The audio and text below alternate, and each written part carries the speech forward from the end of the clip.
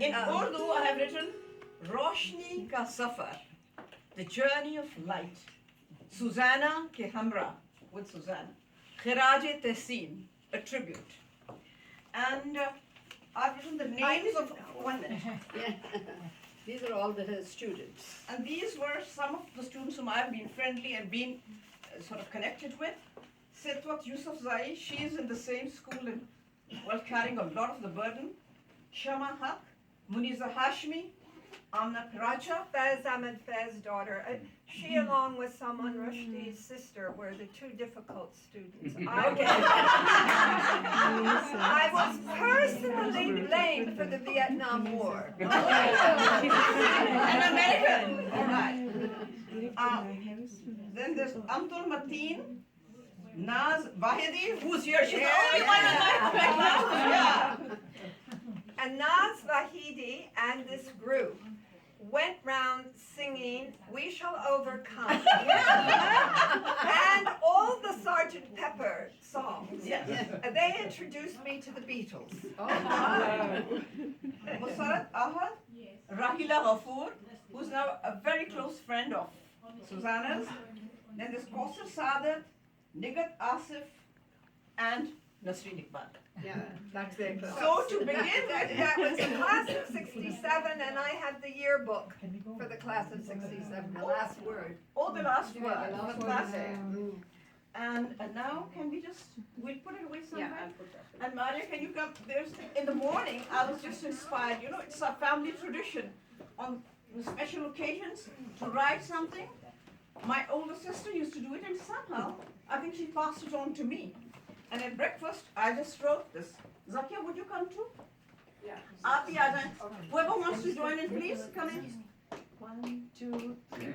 हम सब ऑक्सफोर्ड आए, कहाँ से आए, कोई केंट से आया, लंदन से कोई आया, आयरलैंड से शायदा आए, साथ जॉन को लाए, हम पाकिस्तान से आए, कैम्ब्रिज से मारिया आए, हम सब दौड़े आए, सू ने हमको बुलाया, कितने प्यार से सबको, आओ मिलके गाएं, शाबा भाई शाबा, everyone join शाबा भाई शाबा, शाबा भाई शाबा, शाबा भाई शाबा, सू का बंगला देखो, कैसा धुल गया है, it's like in the bath,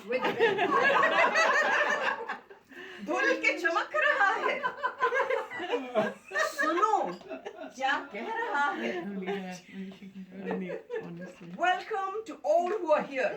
Ji ayanu, ji ayanu, ji ayanu, ji ayanu. Suzanna भाग रही है, कितना घूम रही है.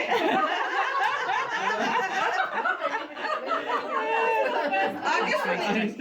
हीर से लग रही है, लिबास सज रहा है, इसका जेवर देखो, मुस्कुराता चेहरा देखो,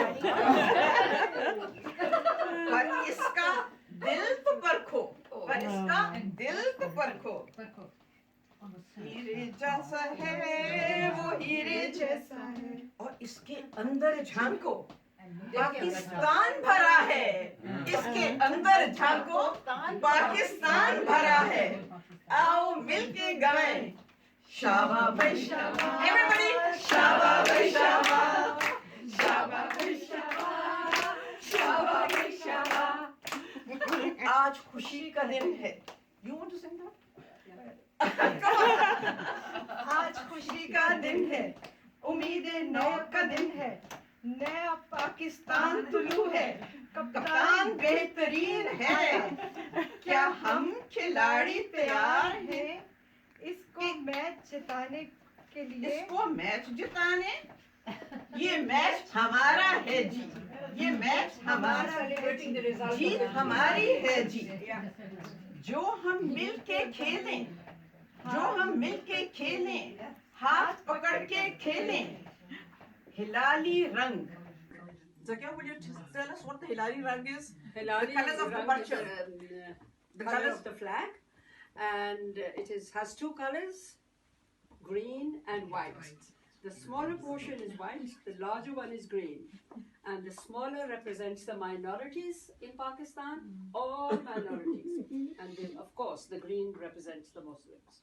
हिलाली रंग सफेद सबज मिलके, हिलाली रंग सफेद सबज मिलके, कानून का बोला बाला कर दें, परचम को ऊंचा कर दें, परचम को ऊंचा कर दें, इसमें इज्जत आबरू हमारी हम दुनिया को दिखा दें। आओ मिलके नारा लगाएं, पाकिस्तान जिंदाबाद, पाकिस्तान जिंदाबाद, पाकिस्तान जिंदाबाद, पाकिस्तान जिंदाबाद। Speed, bonny boat, like a bird on the wing, over the sailors cry. Carry the lad that's born to be king, over the sea to sky. Loud the winds howl, loud the winds roar, thunder claps rend the air. Baffled our foes stand by the shore, follow they will not dare. Speed, bonny boat, like a bird on the wing, over the sea to sky. Carry the lad that is born to be king, over the sea to sky. Well, I'm partly Scottish.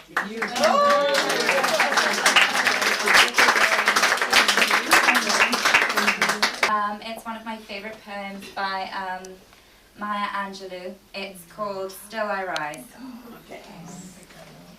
You may write me down in history with your bitter, twisted lies. You may trod me in the very dirt, but still, like dust, I'll rise. Does my sassiness upset you? Why are you beset with gloom? Because I walk like I've got oil wells pumping in my living room. Just like moons and like suns with the certainty of tides, just like hope springing high, still I'll rise. Did you want to see me broken, bowed head and lowered eyes, shoulders falling down like teardrops, weakened by my soulful cries? Does my haughtiness offend you? Don't you take it awful hard, 'cause I laugh like I've got gold mines digging in my own backyard. You may shoot me with your words, you may cut me with your eyes, you may kill me with your hatefulness, but still, like air, I'll rise. Does my sexiness upset you? Does it come as a surprise that I dance like I've got diamonds at the meeting of my thighs? Out of the hearts of history's shame, I rise. Up from a past that's rooted in pain, I rise. I'm a black ocean, leaping and wide, welling and swelling, I bear in the tide. Leaving behind nights of terror and fear, I rise. Into a daybreak that's wondrously clear, I rise. Bringing the gift that my ancestors gave, I am the dream and hope of the slave. I rise, I rise, I rise.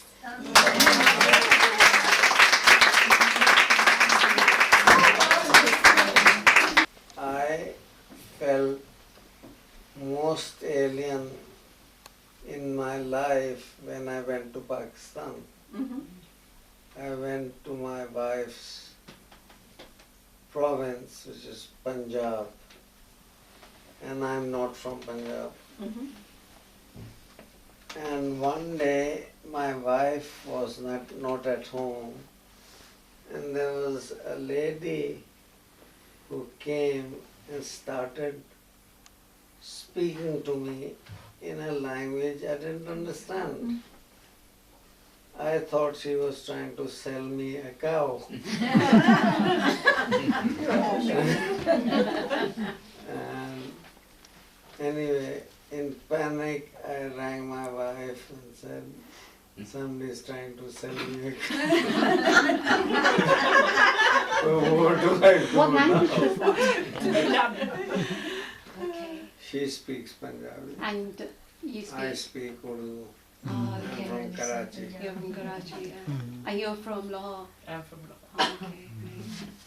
So, where was I? You come out to buy a car. You qualify why? You come to buy a car. Identify the car. Did you actually ask her what she had said? And she came home very quickly. She didn't want me to buy a car.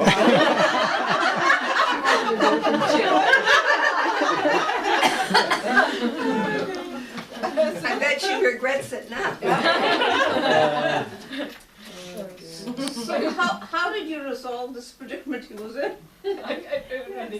She wasn't trying to sell him a cow or anything. And she just came to find out if there was some job there or something, and he just put it out. But the best thing he did in Punjab was he was lecturing in different places and talking to people. He said, look, when he was talking about Punjab, he said, look, you were born in Punjab. I gave my heart to them. Oh, So sweet. that's lovely. This is a poem. Who are you? My name is Marcella. I'm from Sicily. Sicily. Oh, then you speak. And I'm going. Yes, so they say. But I'm married to an Indian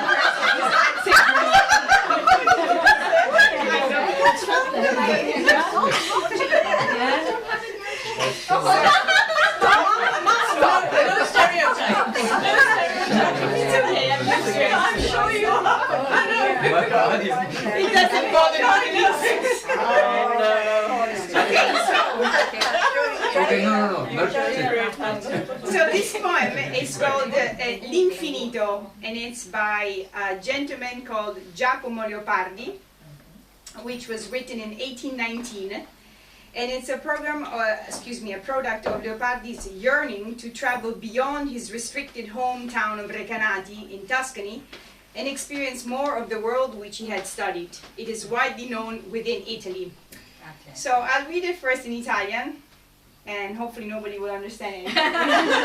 It is taught by law in all primary schools, and when you are age 7, you must recite it impeccably in front of all your class and your teacher, and you get your marks on it. So I removed that out of trauma, and now it's the first time I read it after 40 years.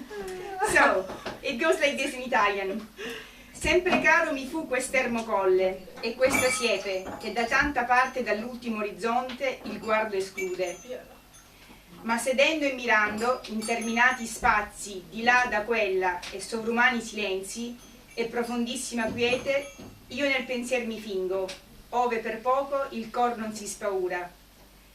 E come il vento odo stormir tra queste piante, io quell'infinito silenzio a questa voce vo comparando. E mi sovvien l'eterno, e le morte stagioni, e la presente e viva e il suon di lei. Così tra questa immensità s'annega il pensier mio, e il naufragar m'è dolce in questo mare. It's actually a wonderful poem, really. Yeah. So, now that you haven't understood anything, I'll read the... It sounded beautiful.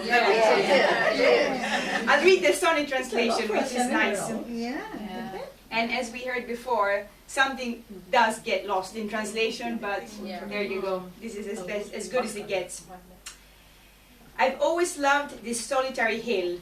I've always loved this edge that hides from me so much of what my heartly eyes can see.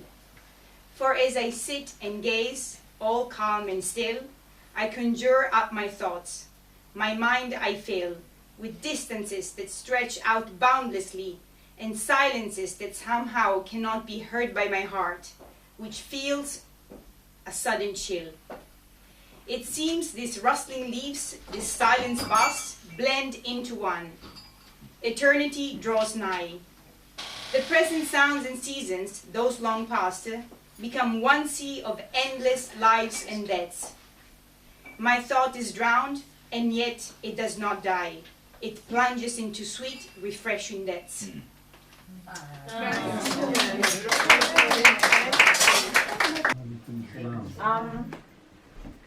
Before I say a few words for myself, Iqbal and my sister, I'm going to read some messages which Suzanna's students and my class fellows have written for her.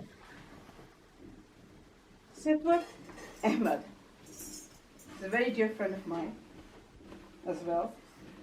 She writes, with gratitude for holding our hands and leading us through a pivotal time in our lives. It was the moment we were being molded into the people we were to become and developing the lenses through which we look at the world with deep appreciation. Everything, dear teacher. Now, I didn't know this was happening. Yes. I mean, the names there, yes. Now, Naz Vahidi, who is here with us today, she's written something very short and sweet. Miss Sue Harris brought Shakespeare to life for me, and a lifetime of learning and pleasure. Rahila Ghafoor. Suzanna is an amazing human being. Oh, come on. Her generosity and creativity is far beyond any adjectives I can come up with. I wasn't one of her best or favorite students. My urgency to get on with life got in the way for both of us. We were fortunate to find each other as friends, along with our families later. Kinnaird would not have been the same without her. For us women, Jay described, this is so beautiful, Jay described us as the magic circle. I wish her health and laughter. We have a living legend amongst us. Yeah. I wish I was at the party, she writes. Now, Nigar Ahmed, later on Asif Ahmed Ali. Suzanna was a new experience for us in Kinnaird. Young, new,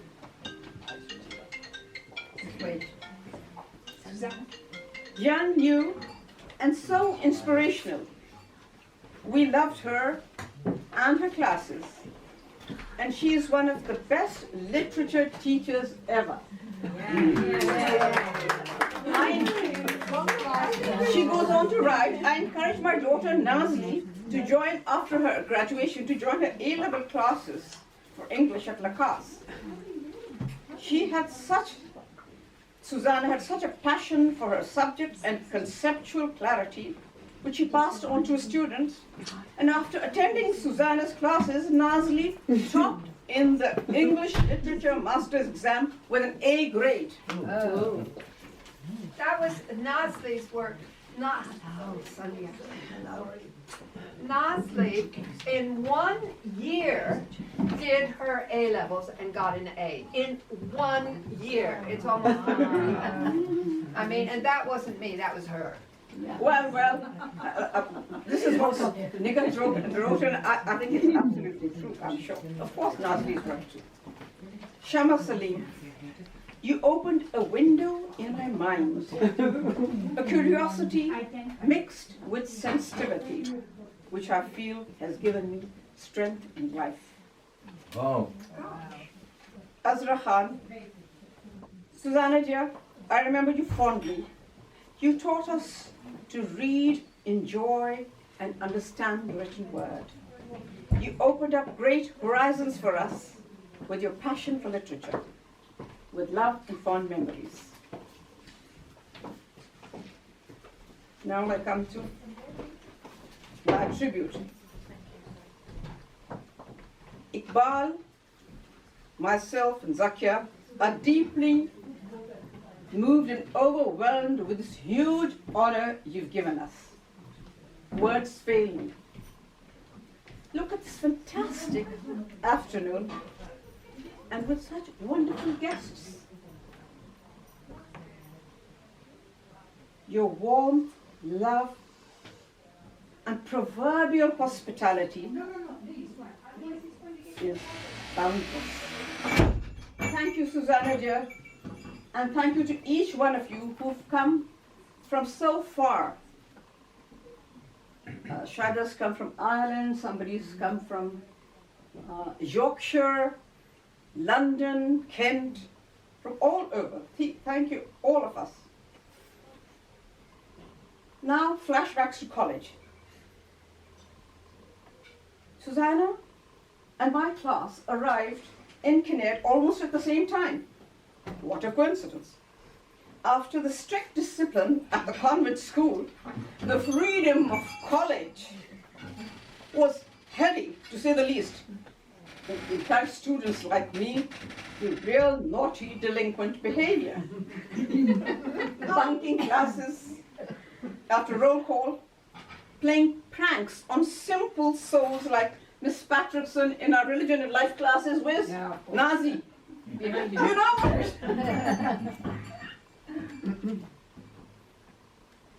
And new teachers like Sheba David, Urdu teacher Mrs. Rahman, Miss Boswell in the dining room, and giving the run to Miss Chapman, our PE teacher. We'd just run away and she'd be just chasing us around and edging on poor Mr. Wardropper. Yeah, Just begging then- him to take our photographs. Sorry? Wardroper used to take the photographs. Yeah, yes. And we would beg him, please, will you take our photographs?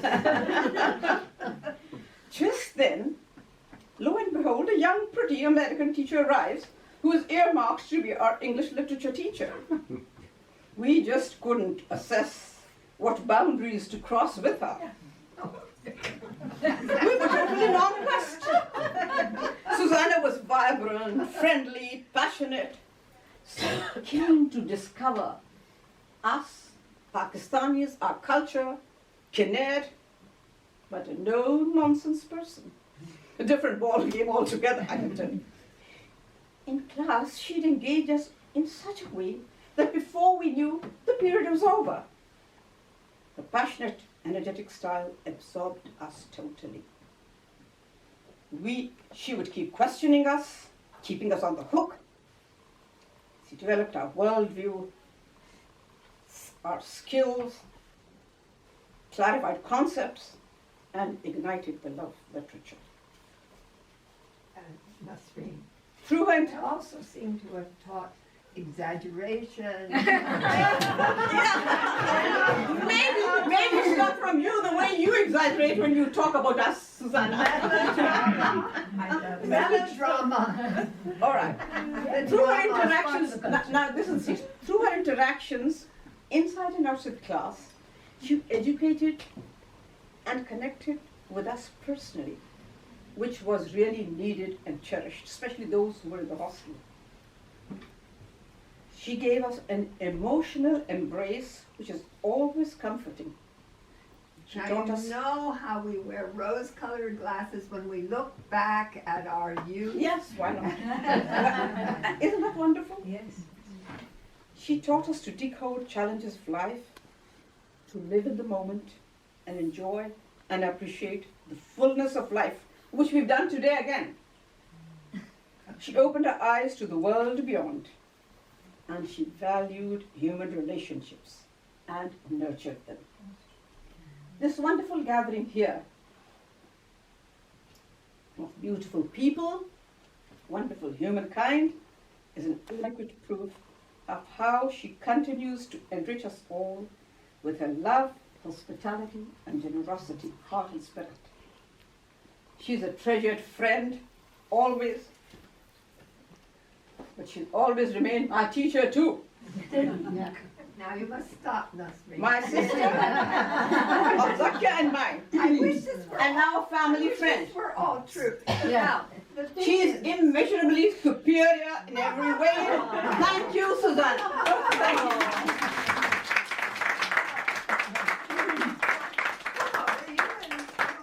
You weren't in 67, were you? 69, the year I left. But what I must tell you, and I'm sure anybody, including those who were in Lahore for a short time, who has lived in Lahore met Pakistanis, you are the world's best kept secret. Because here were these students, compared to which my American students never lived up to the mark of these Pakistanis. I promise you, this is true. You got there and they wanted to learn. That is a gift to a teacher. They wanted to learn. And they were totally not jaded. They were not jaded. When their fathers came, some of them would sort of curtsy or bow and give obeisance in a good way, And they had this sense of discipline and of respect, and any teacher in her 20s going out to Pakistan really was just lucky. And I was so stupid. I thought I was going to India. I didn't know the difference. I didn't have a clue. I was only going to stay 2 years and sort of do my duty. I was going to do my duty. And instead, of course, this lady, Miss Mangat Rai, was the principal who led the ship, and as I mentioned before, was so extraordinary. And she said, please, will you stay until I retire? I couldn't say no to the woman. Couldn't say no. 5 years. It was wonderful. So you stayed 5 years in Pakistan? Yes. And you enjoyed And it was every under moment? Ayub, the best president, the best president. And then I went back when Musharraf was turning the country around again, and the best president. I think she likes the army president, doesn't she? And now I just hope for Pakistan, a new beginning, a wonderful beginning, because it is just a lovely country. So having said that, I have to also say that I'm an extremely lucky person. You know, when I went to Pakistan, I'd been brought up in America, and when you're brought up as a woman in America, you're brought up to be a man. In other words, you're taught to be competitive, and you're taught that you have to have a job, and you have to earn money, and you have to be independent. And I went to Pakistan, and I met women for the first time. I met real women. And among the women I met, they happened to like clothes and jewelry and beauty and gardens and all these things that the West, in its utilitarian manner, didn't have any time for or any regard for. So they gave me all of these wonderful riches, and they've continued to. I live in Zakia's clothes. I mean, Zakia and Nasreen have many nieces and nephews, and they all get married. And so Zakia has to leave her home in Kent and go back to Pakistan, where her 7 sisters, or however many are left, sisters have a whole wardrobe for the wedding ceremonies for her.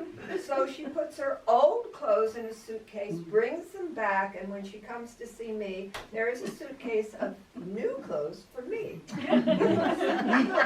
So I am constantly in Zakia's debt, and really, her family has been amazing. I have no family really of my own, and Pakistanis have been my family. I taught literature this semester in Karachi, and I started with the literary humanioras, and I started with the Iliad and the Odyssey. And it was in teaching literature, when I teach English literature or American literature, I have to bear in mind that the references, the context, etc., and a lot of the Christian allusions are somewhat alien to the reference stock of my students. So it becomes slightly difficult. For example, even a poem like T.S. Eliot's The Journey of the Magi, to sort of then explain everything, what does it mean? And, they now don't know the nativity story, and so somehow without actually, spending too long giving the background, you deal with the universals, stories about as somebody was saying, how can you teach literature? But I mean, there are universals about man's life, etc., which you concentrate on. But lots of the subtleties, I'm afraid, do get missed. But with literae humanioras, the Iliad and the Odyssey and Oedipus Rex, etc., you got to the nub of everything. And you didn't have to worry about that, the sort of Englishness of literature or the Americanness of the context, the geographical or historical background. Anyway, I was sitting with my grandson the other evening after these lengthy weeks of heat and drought, etc. And I was explaining to him what the weather means in different contexts, what dryness and what heat and what the sun and what long days of without the rain, how people here were beginning to feel what the rain means, and how you long for it. That is true. And so I said to him that when my father was young, he was at school in the Punjab, and they had an English teacher, and the boys, it was a grey day, the monsoons are longed for after weeks and months of heat and the hot winds, etc. And it was a grey day, and the boy said, sir, could we have a holiday because it's such a fine day? So the word fine, and the Englishman stood there. The Englishman stood and said, boys, in England we don't call a grey day a fine day. A fine day means a sunny day. So anyway, there's an advertisement in the newspaper in Karachi just before the rains, and the advertisement said, you see, words are used differently. There's a word for paper bags, for shopping bags, and the word is shopper. Shopper de do, put it in a shopper. So the ad said, please don't touch telegraph wires and don't go near poles and things like that. And please don't throw shoppers into the drains.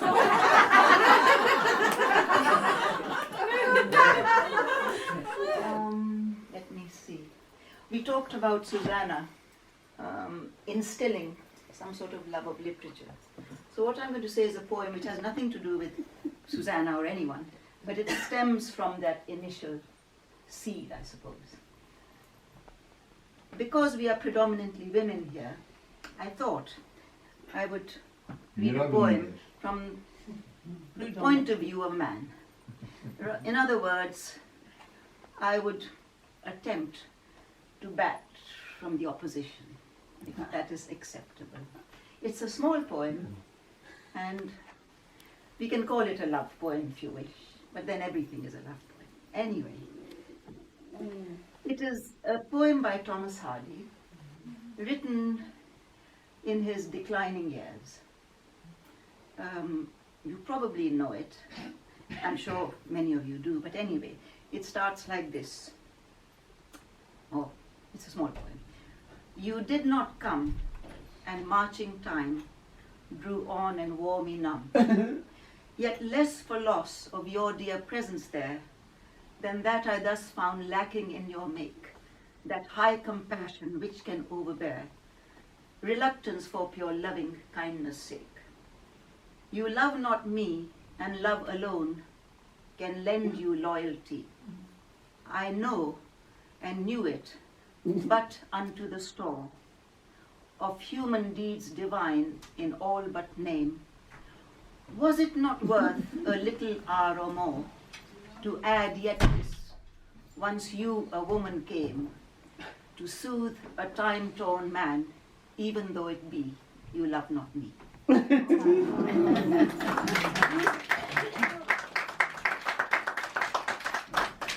I think Tagore was, maybe I was discussing with Suzanna, was the first person who got Nobel Prize in literature in 1913. So I googled and found one of his poems. So now most of his poems were written in Bengali, which he then translated. So sometime I think in translation, we lose a little bit meaning. I think quite a bit is yeah, lost. but I will read it out as it's written. These are not my words. It's called The Gift. I want to give you something, my child, for we are drifting in the stream of the world. I want to give you something, my child, for we are drifting in the stream of the world, our lives will be carried apart and our love forgotten. But I'm not so foolish as to hope that I could buy your heart with my gifts. Young is your life, your path long, and you drink the love we bring you at one draught and churn and run away from us. You have your play and your playmates. What harm is there if you have no time or thought for us? We, indeed, have leisure enough in old age to count the days that are past, to cherish in our hearts and what our hands have lost forever. The river runs swift with a song, breaking through all barriers, but the mountain fails and remembers and follows her with his love. Yeah.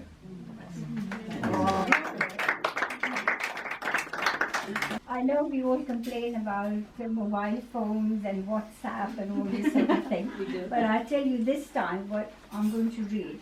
Most of my friends have been sending me little quotes, and I just happened to save them, and I've printed them, and I thought I'll share with you. We've talked so much about friendship and, you know, respecting each other. So I've just picked up a few because I knew they were all good friends around here, and I've had very good friends. And two of them are here at the moment, Zakia and Arun. I know Nasreen's miles away, but still we keep in touch with each other. And I'm really lucky to have such good friends. The world's happiest friends never have the same nature. They just have the best understanding of their differences. The best life lesson is to listen to everyone and learn from everyone, because nobody knows everything and everyone knows something.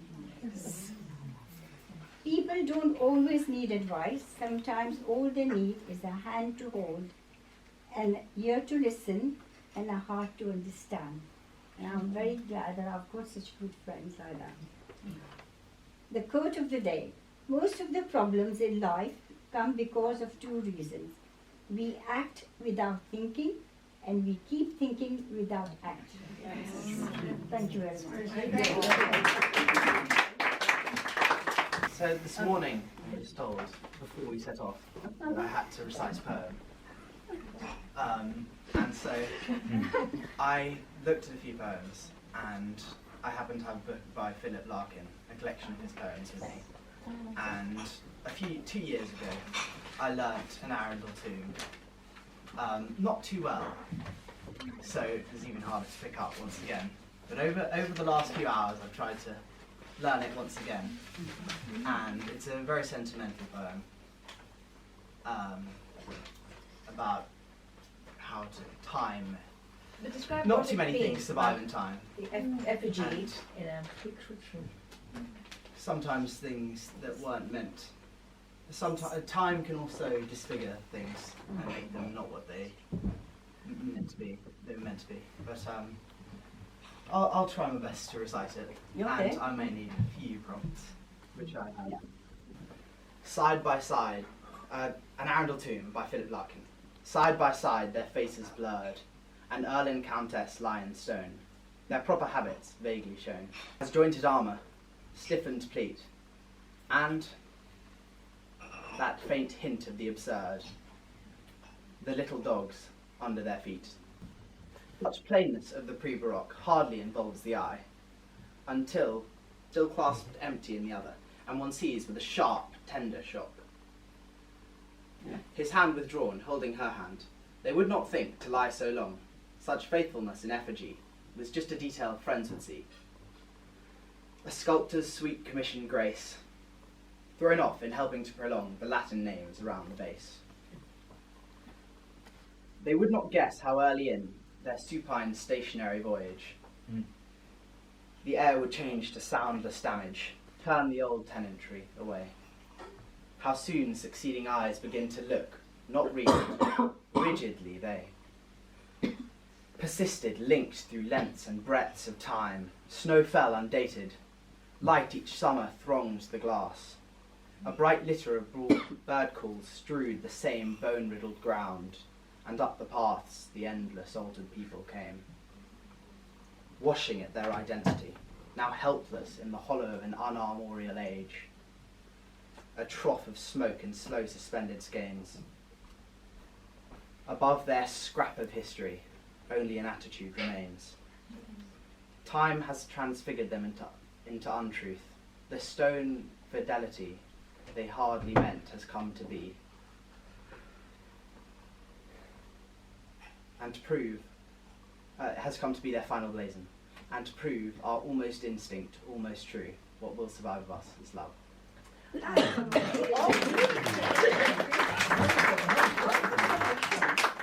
A raindrop from the sky, if caught by clean hands, is pure enough for drinking.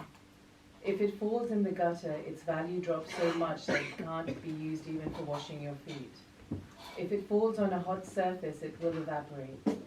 If it falls on a lotus leaf, it shines like a pearl, and finally, if it falls on an oyster, it becomes the pearl. The drop is the same, but its existence and worth depends on whom it is associated with. So always associate yourself with people who are good at heart. You will experience your own inner transformation. We saw a homeless man writing on the pavement, and he was writing his poetry, and he calls himself the homeless bard. So he was giving out these little kind of copies of his poem, so I thought I will read it, and it's called Let's Start to Get Along. Let's stop looking for our faults. Let's stop searching for our pain. Let's erase all that we think we know, and let's start to learn again. Let's start living for each other. Let's stop living for the self. Let's stop thinking that money and possessions are the foundation of true wealth.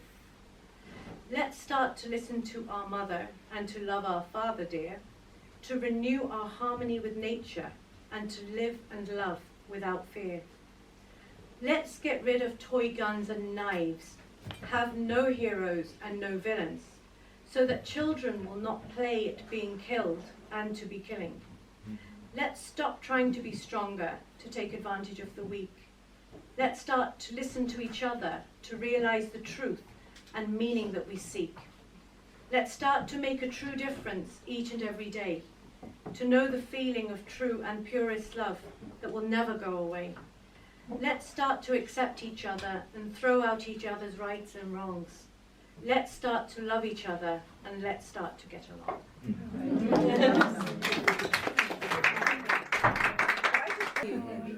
He is ready. Yeah. I'm ready. You were quick enough. Actually, it was this conversation that you've been having that maybe it's actually I've chosen something by Shaka. I'm her #1 fan, of course. But the conversation you've been having, and it sort of fits with what I'm going to write, because as an Irishman meeting a Pakistani woman and marrying into a Pakistani family, I said something earlier. I think it was to me.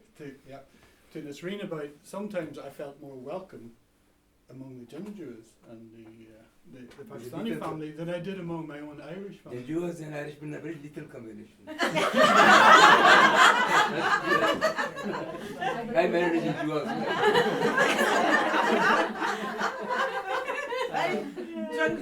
And I was one of the things that like when our families first met and I first brought Shiloh home to meet my mother, and Shiloh's mother first came and I met my mother in Ireland and so forth. The similarities far outweighed the differences. It was astonishing in some ways.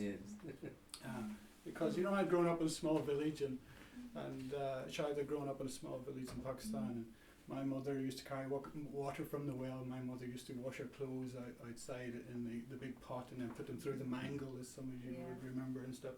So there were, there were a lot of similarities. So this piece has always resonated with me for that reason, because of the similarities. And it's called Belonging. Okay. The bread maker squats beside her earth oven. Grandmother has asked me to take our dough balls to her so that she can cook them in time for our dinner. I have no idea of the time. I only know it is late in the day and the others will be arriving soon from their work in the fields. We will all sit around the fire in the courtyard and eat together. Earlier in the day I had carried the pitcher down to the stream to fill it with water for grandmother. While I was at the stream I met Zora and Aisha, who were washing their clothes. They were banging them, bashing them on the rocks to get the dirt out. Their actions had a rhythm. Swing the clothes up in the air, high above the head, then bring them crashing down onto the rocks. Down, up, crash, down, up, crash. Clothes and body swaying as they sang to the rhythm of the latest hits of Lata Mangeshkar, their voices like mountain flutes. I watched and listened, for I don't know how long, lost in those moments, lost in that rhythm, in the sounds of the voices, in the flow of the water, humming the tunes, making my own refrains. The bread maker is deeper voiced, from years of smoking her hookah. She is singing the old songs, lilting, haunting, so sad. Her rhythm is slower. She peels off a slice of the uncooked dough from the top of the pile. She swings it gently towards the oven, down into it, and slaps the dough onto the side. Then she peels off the cooked bread. She throws it in the air, and it lands with a slap on a pile of cooked unleavened bread. She gently covers them with her brilliant white cloth. Up, forward, down, slap, up, down, rest. Up, forward, down, slap, up, down, rest. The bread maker is the Beda with the grey eyes. She has a few yellow teeth. Her skin is like the earth before the monsoon comes. Her smile is the red ribbon around my heart. She is beautiful, and this is my home.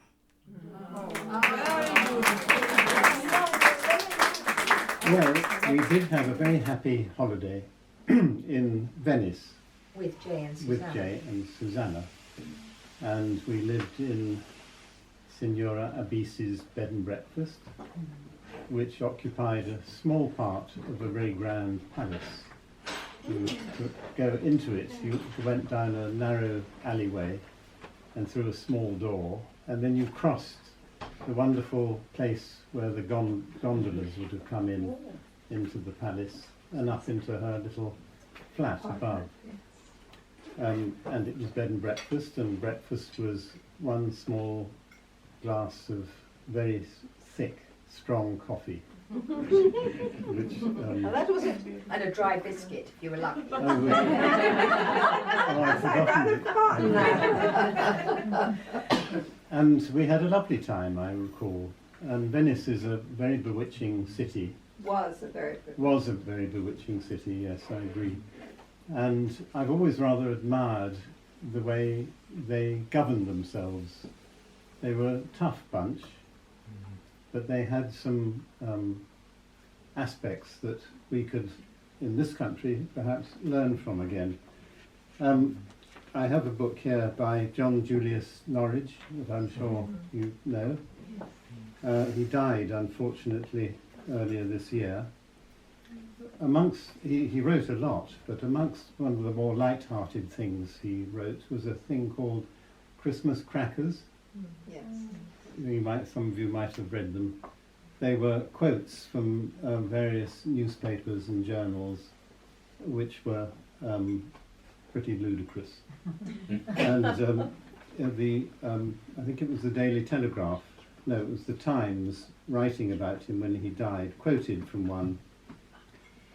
And it was a correction in a New Jersey newspaper, apologising for an error in an article about a dinner for foreign students. It said, Mai Tai Finn is one of the students in the programme. We incorrectly listed her as one of the items on the menu.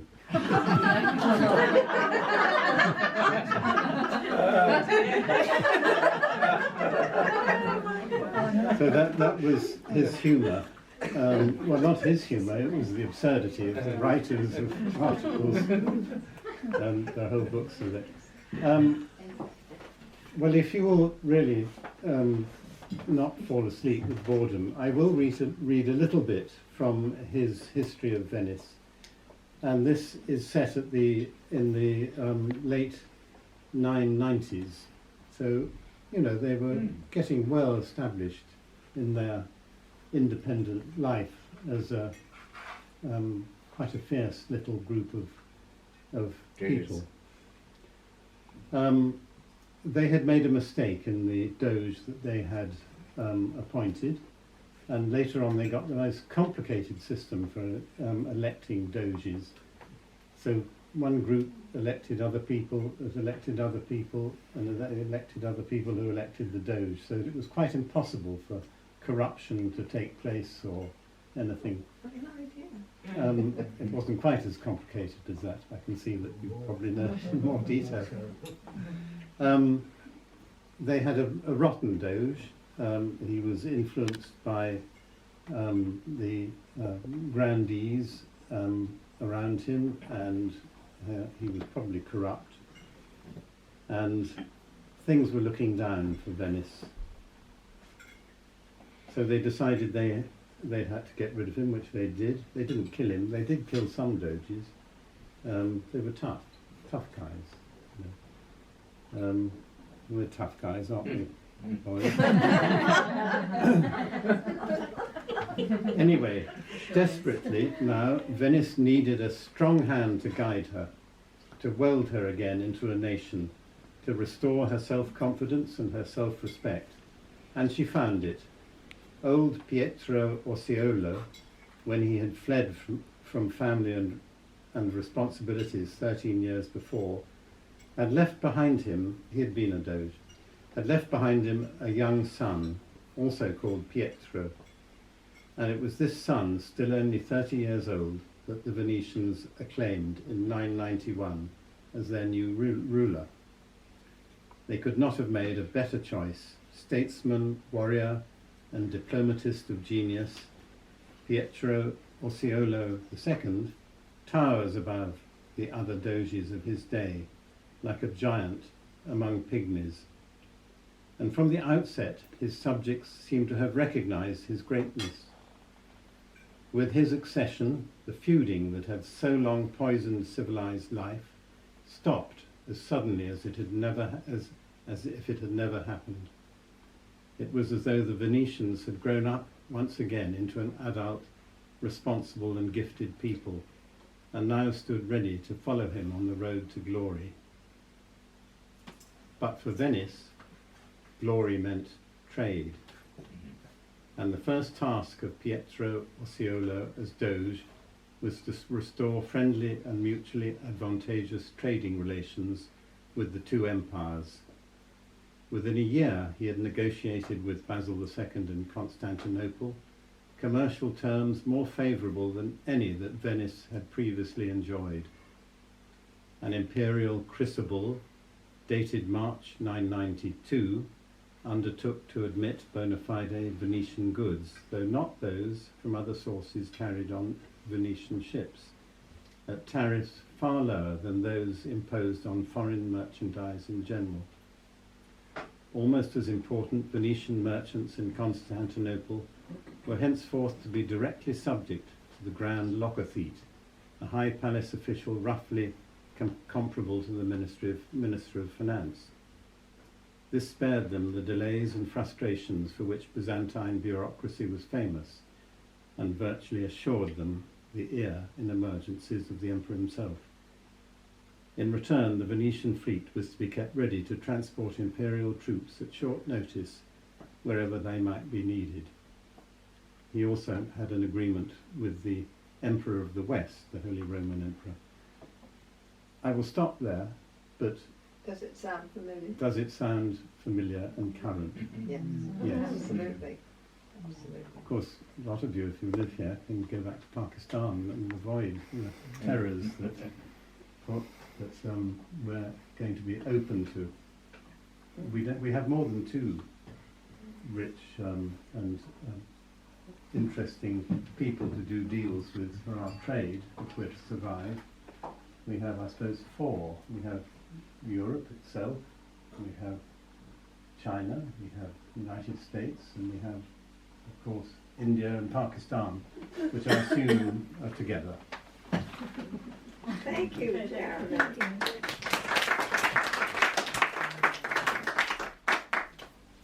it's on the same themes of destruction and corruption and, you know, things like that. So, and it's called The Lost City. We came upon it in the desert quite by chance. There were deep ridges in the earth, the pattern of a giant vegetable plot. Something lay, bared by the force of dry winds. It sparkled intermittently as the sun's rays bounced off its surface. We wrapped our cotton scarves around our faces to trap the dust which screamed its passage down our throats towards our lungs. Curiosity drove us to walk the red earth, then dig our fingers deep into unseen crevices, searching for meaning in the undulations. We struck gold, the old adage. It was useless now, the gold, the adage. Our senses were attuned to the curves and contours of earth and rust, of water and air. We heard the scratchy burrowing of small animals. The shimmering was glass reflecting the light. Digging deeper, we fell into a chasm, our bodies slithering down the sides of a ravine until our feet touched another layer of red dust. We had landed in a wasteland beneath the wasteland. The earth had lain cracked and bleeding beneath us. Out of sight, in pitch-coloured darkness, our torches sliced a pathway through the streets, the stench long gone, cleansed by earth upon earth. With that singular light, we came upon a signpost hanging, still proud above the town. Welcome to Detroit. We had come upon it in wonderment, that mythological place, remembered for its fate, trampled by giants that drank its blood, crushed its bones, ate its money, then left for better pickings in faraway cities.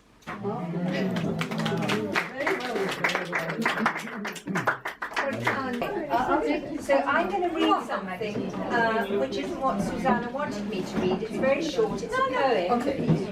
And it's because I think we've all been very much exercised by a lack of truth in our societies, not only in, well, all over the world, and particularly at this time, I think we're all gobsmacked by the lies that are said by our leaders. It's terrifying. So I'm going to read you a little poem about truth. It might be, but I'm talking about lots of people. Anyway, this is just a very short poem by someone called Sylvia Chidi. I seek the truth in you. The weak lie is not you. So speak up. Yes, you. The truth hurts, but it works. The truth simplifies and dignifies. The truth soothes, preserving your youth.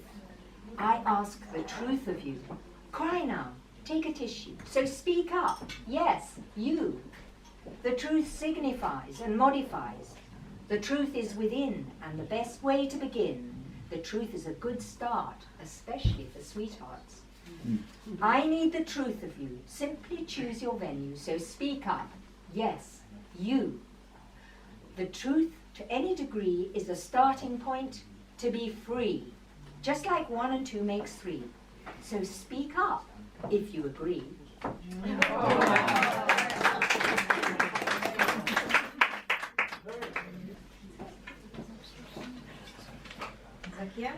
Yeah, just a minute.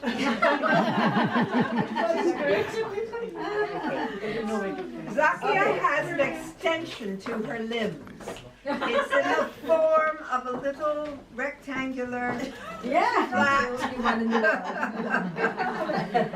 I am going to read a poem written by Jay. But before that, just a couple of lines which I have been touched with. Alone I can say, but together we can talk. Alone I can enjoy, but together we can celebrate, which we are doing today. Alone I can smile, and together we can laugh. That's the beauty of human relations. We are nothing without each other.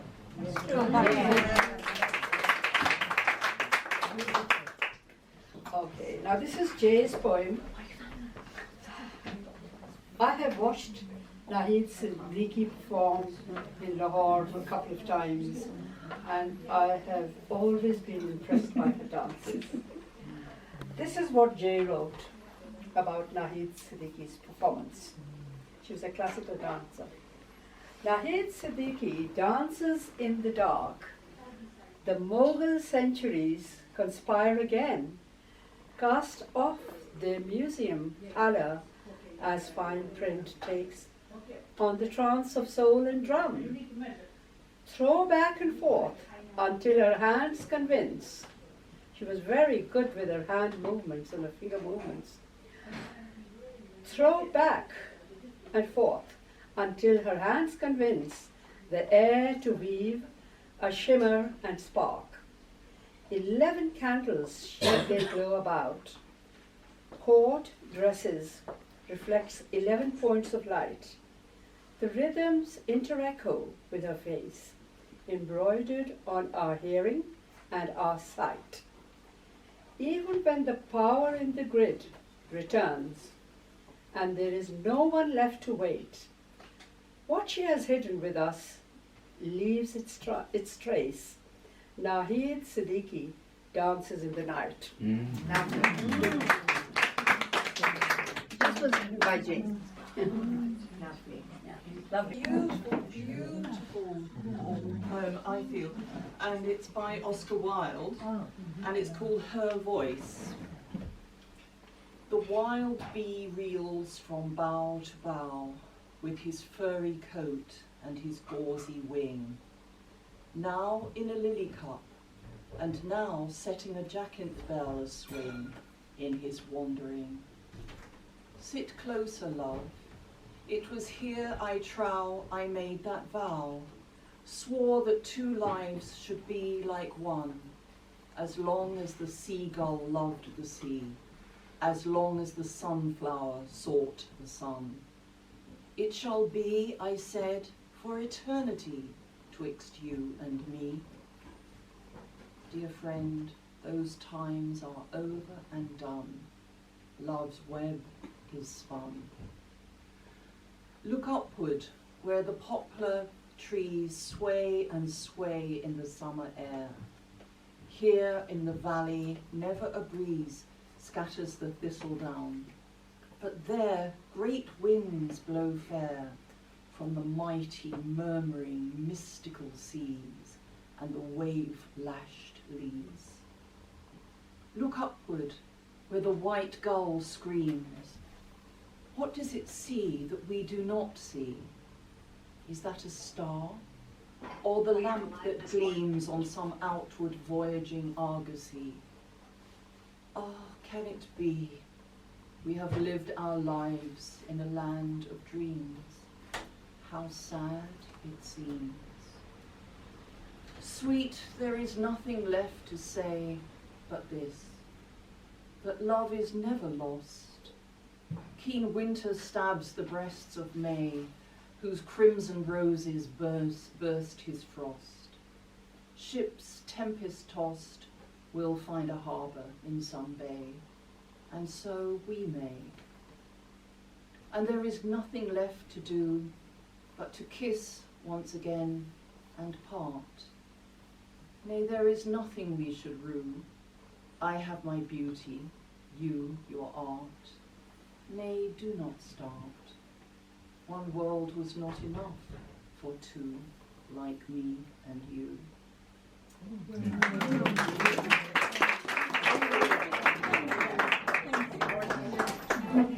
Maria, your turn. Your turn. Okay, Yeah. I'm going to read a poem. It's very short. It's by Brett. But it's a love poem. So I want to go with the one I love. I do not want to calculate the cost. I do not want to think about whether it's good. I do not want to know whether he loves me. I want to go with whom I love.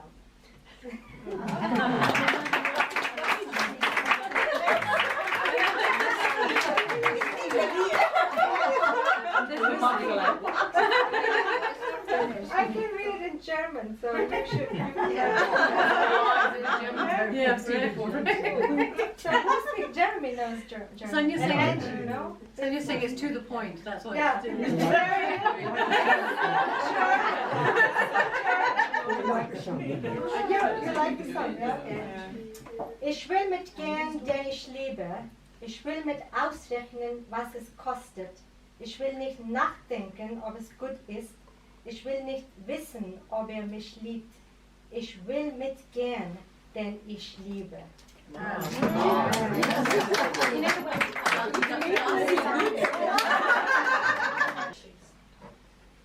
Something to read, we were told, just give it turf. But in what shape? The summons was oblique. It could be prose, who knows, it could be verse. In what metre constrained ought we converse, or in what tongue to Basque or Finn unique should speak? If it but be verse, we've kept it terse. 'Twould help to all our audience learned sirs in lingua latina verse. N'importe, if it but scan, it must be verse. I tried with the idea of digging in my purse to rent from Carol Duffy. Prospect bleak for me, but as for you, it could be worse. What if I had caused the audience to disperse by rabbiting on until this time next week? An end result, both less and more than terse. Counting in 17s. The haiku's curse might satisfy our mandate, won't she? If then add 7, a tenka, Potter's verse. The terminal line we simply have to nurse, allow the rhyme, that rhyme in its own time to speak. Rhyme, time, internal rhymes, it must be verse. We might, in this vein, we might just in endless verbal games immerse this captive audience. But in our stern concern to keep it verse, to keep it terse, herewith one villanelle. Oh, thank you! Thank you very much.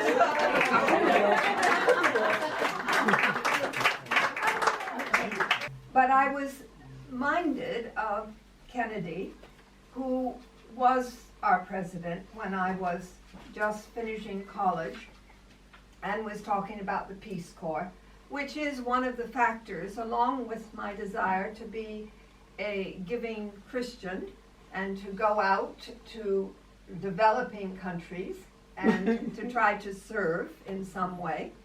So the combination of Kennedy's admonition and missionary life set me out. Before I went, I asked one thing of my maker. I said, you know, there are many promises in the Bible, but there's one that is the most important to me. If you could please let me just have a little bit of that. And so I asked for joy. I said, life should be joyful. Please help me to find joy. And that is what the people of Pakistan supplied. So I partly thank Kennedy, and I have a little book of quotations, which I'd like to start with, but I'm going to expand a little longer. He writes a lot about our attitude towards our countries, but then he starts one quotation by saying, I really don't know why it is that all of us are so committed to the sea, except I think it's because, in addition to the fact that the sea changes, and the light changes, and ships change, it is because we all come from the sea. And it is an interesting biological fact that all of us have in our veins the exact same percentage of salt in our blood that exists in the ocean. And therefore, we have salt in our blood, in our sweat, and in our tears. We are tied to the sea. And when we go back to the sea, whether it is to sail or to watch it, we are going back from whence we came. And this led on, in my mind, to one of the sea voyages that has come to me late in life. I was always interested in mythology and the Greeks, and to a certain extent, the Odyssey, especially when I read Ulysses. But when my husband and I were in our last term, we were asked to teach a course together. And we decided we would teach the Iliad and the Odyssey. And he would do the history, and I would do the literature. It was a humanities course. And I tell you, it was like discovering a whole new layer of literature, of course in translation. But I went last year to the literary festival here and found a book called The Mighty Dead, Why Homer Matters. And I only perused some of it, but there are one or two passages in this book about reading particularly the Iliad, and then also about the Odyssey that I'd like to read, and then a poem that I discovered just last year about Achilles. The amazing thing about the Iliad and the Odyssey, the Iliad about really the transformation of Achilles from a petulant warmonger to a man who discovers pity and compassion. And it's a long journey, and we watch as he is taught lesson after lesson by the gods until he is brought to his senses, mainly through the loss of his friend Patroclus. But then, after the rage he feels, he comes to understand the grief of Priam, and the poem is about that. And then there's Odysseus in the Odyssey, a man who spends years on the sea and is defeated by the sea, and has to learn that his cleverness is not enough, that his ability to solve problems is not enough. So there's just a small passage about Odysseus and his defeat by the sea that I'd like to read.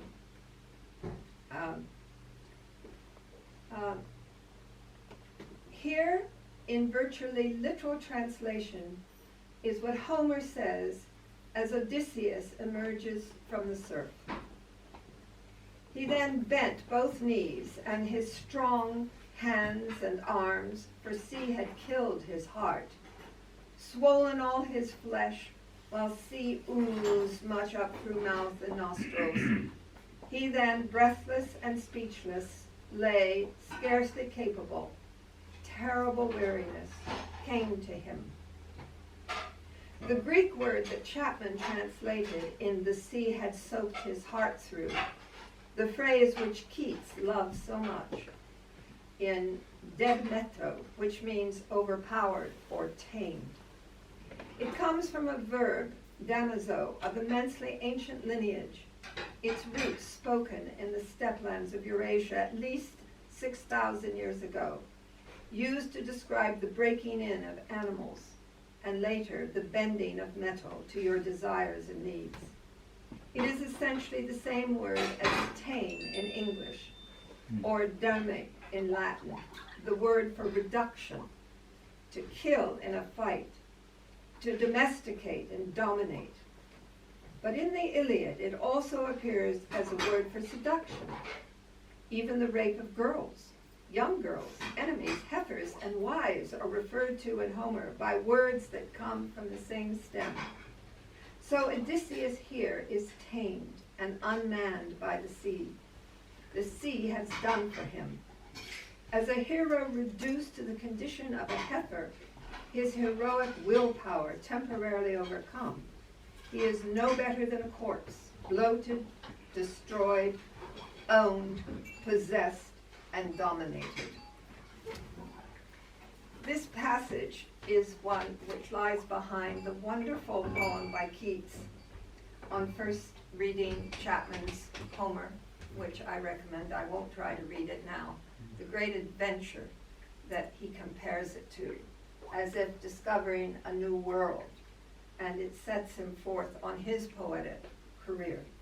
But it is Achilles that one really comes to admire and love in the Iliad.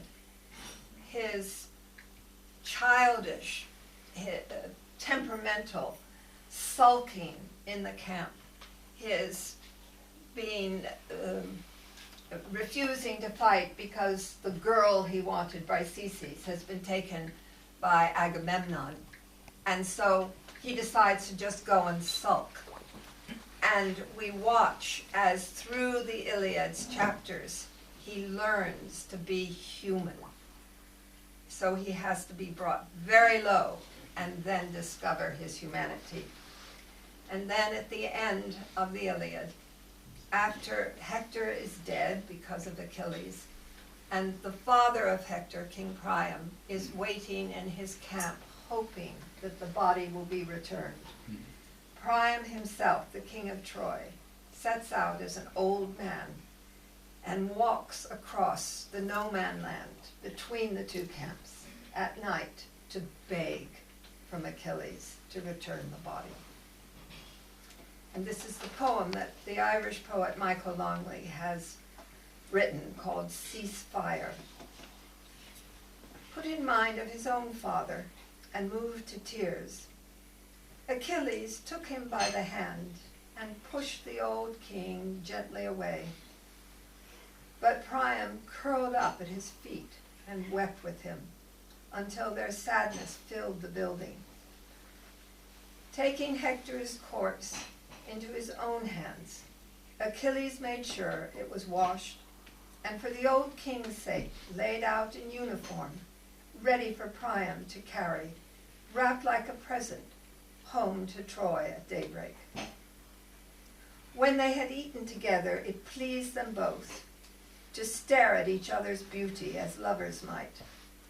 Achilles built like a god, Priam good-looking still and full of conversation, who earlier had sighed, I get down on my knees and do what must be done, and kiss Achilles' hand, the killer of my son.